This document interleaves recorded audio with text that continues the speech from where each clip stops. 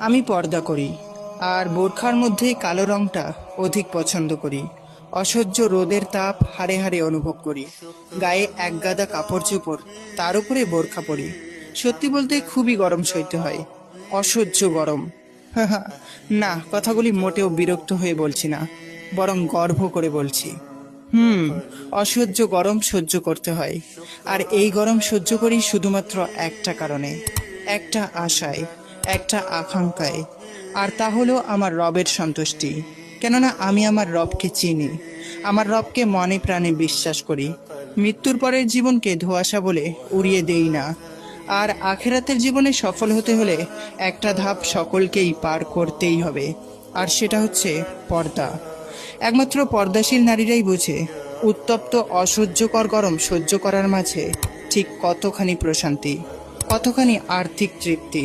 যে প্রশান্তি আর তৃপ্তি রোদের তাপকে নিমিষে কমিয়ে দেয়, জন্ম দেয় এক অসাধারণ অনুভূতির।